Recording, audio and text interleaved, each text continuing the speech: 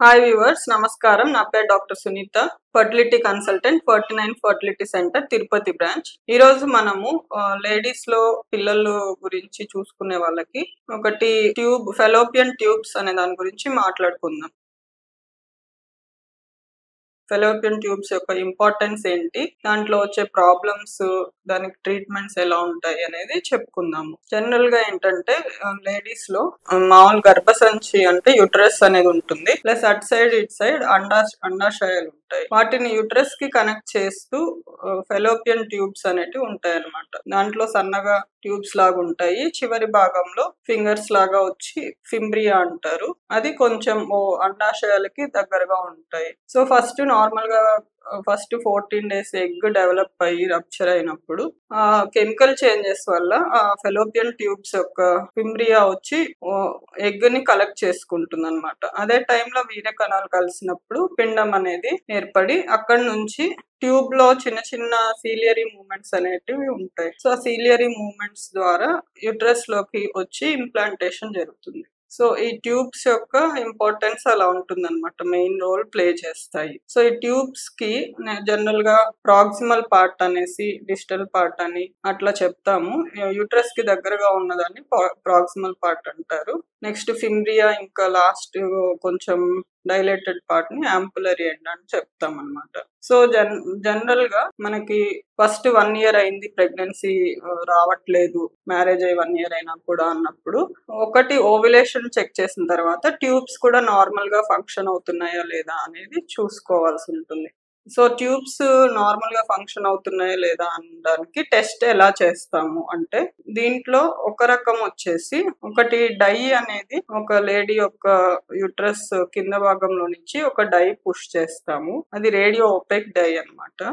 So అదే టైంలో ఆ డై యుట్రస్ లో నుంచి అటు ఇటు ట్యూబ్స్ గుండా బయటకు వెళ్తుందా లేదా అనేసి ఒక సీరియల్ ఎక్స్రేస్ అనేటివి తీస్తాము. సో ఇదేంటంటే లోపల యుట్రస్ క్యావిటీ ఎలా ఉంది, ట్యూబ్స్ ఓపెన్ ఉన్నాయా లేదా అనేది మనకు ఒక ఐడియా వస్తుంది. సో దీన్ని హిస్టోసాల్పింజోగ్రామ్ అంటాము, HSG. ఇదేంటంటే కొంచెం పెయిన్ఫుల్ ప్రొసీజర్.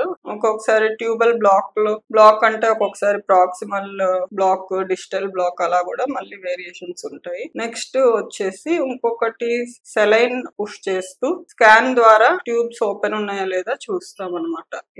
దీన్ని సెలైన్ సోనోగ్రఫీ అని అంటారు, SSG అని చెప్తాము. సో దీంట్లో కూడా మనకి ట్యూబ్స్ ఓపెన్ ఉన్నాయా లేదా అనేది డిటెక్ట్ చేయొచ్చు. నెక్స్ట్ అంటే ట్యూబ్స్ లోపల నుంచినే బ్లాక్ కాకుండా ఒక్కొక్కసారి కొంతమందిలో బయట అంటే దాని ఓవరీకి దగ్గరగా లేకుండా ముడతలుగా అతుకులు ఉండడం వల్ల కూడా ఆ ఫ్లో అనేది కరెక్ట్ గా ఉండదు. సో అది డిటెక్ట్ చేయడానికి ఎలా అంటే గోల్డ్ స్టాండర్డ్ మెథడ్ ఏంటంటే లాప్రోస్కోపీ అనమాట. సో లాప్రోస్కోపీ చేసినప్పుడు అలా చిన్న చిన్న అతుకులు ఏమన్నా ఉంటే చూసుకొని చిన్న చిన్న అతుకుల్ని రిలీజ్ కూడా చేయొచ్చు, అడెషియోలైసిస్ అని అంటాము. So normal anatomy, normal positions ఇచ్చినప్పుడు కూడా ఒక్కొక్కసారి నెక్స్ట్ మళ్ళీ వాళ్ళకి ప్రెగ్నెన్సీ ఛాన్సెస్ పెరిగే అవకాశం ఉంటుంది. సో ఈ ట్యూబ్స్ అనేటివి ఎందుకు బ్లాక్ అవ్వచ్చు అంటే, ఫస్ట్ రీజన్ వచ్చి ఒకటి ఏంటంటే ఇన్ఫెక్షన్స్ అన్నమాట.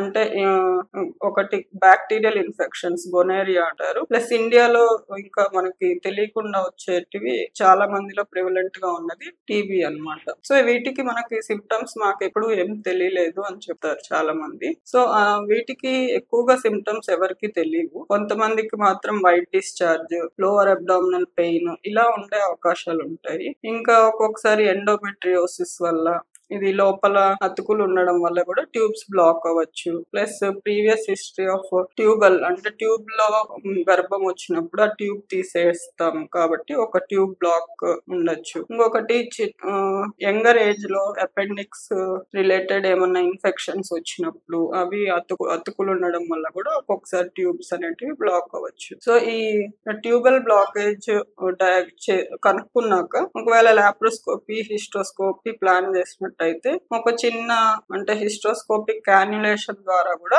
చిన్న చిన్న బ్లాక్స్ అయితే మనం తొలగించవచ్చు అన్నమాట. సో ఇదన్నమాట ట్యూబల్ ఫ్యాక్టర్స్ అనేటివి. Hope this video is helpful for you. Thank you.